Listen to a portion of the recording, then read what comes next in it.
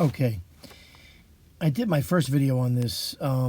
It's from a very old book. It's called Precepts Series by RODERICK, MacEACHEN. And I did the first one on the precept of faith. This is chapter 2 on the necessity of faith. So, in the book it says the moral series. Excuse me. So I'm going to read the necessity of faith, all right, by this man, Roderick.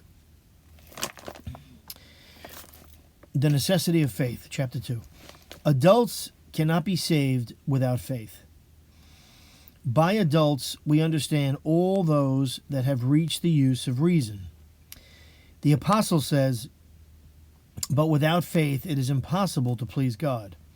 For he that cometh to God must believe that he is, and is a rewarder to them that seek him." Faith is absolutely necessary for salvation.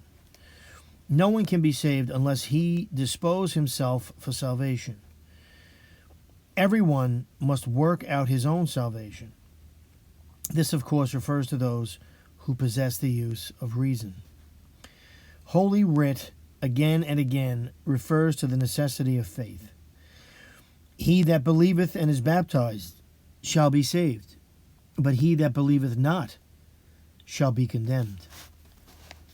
Again, the gospel says, "He that doth not believe is already judged." There is a divine precept of faith. We have confidence towards God,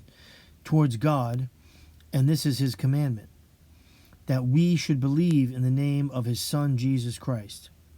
This is a grave precept. Those who keep it not will be lost. Those who disregard it are already judged.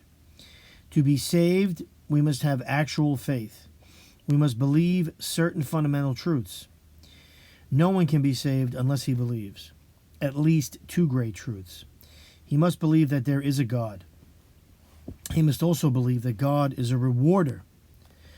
No one can be saved unless he turn to God. Hence, he must know that there is a God. No one can work out his salvation unless he recognizes God as his last end. Thus, Thus, he must believe that God rewards good and punishes evil. More is demanded of those to whom the gospel has been preached. It is probable that these cannot be saved unless they believe also in the Blessed Trinity and the Incarnation. Yet a person at the point of death may be baptized, though he does not know these two mysteries. All Christians must know and believe the principal mysteries of faith. They must also know the commandments that are to be observed by all. Christ said to the apostles, "Go ye into the whole world and preach the gospel to every creature. He that believeth and is baptized shall be saved, but he that believeth not shall be condemned." This precept of Christ is taken to embrace chiefly four things. These are the Apostles' Creed, the Ten Commandments, the Lord's Prayer, and the sacraments that may be necessary for all. Such are the sacraments of baptism, penance, and Holy Eucharist. It is not necessary that the faithful be able to recite all these truths by memory. They need not necessarily know them in the order in which they are generally taught. It suffices if they are able to answer correctly when asked about them. A person may not be able to define the Blessed Trinity, yet he believes in the unity and Trinity of God. He may be asked, "Is there but one God?" He answers, "There is but one God." There may be persons who cannot say the Our Father.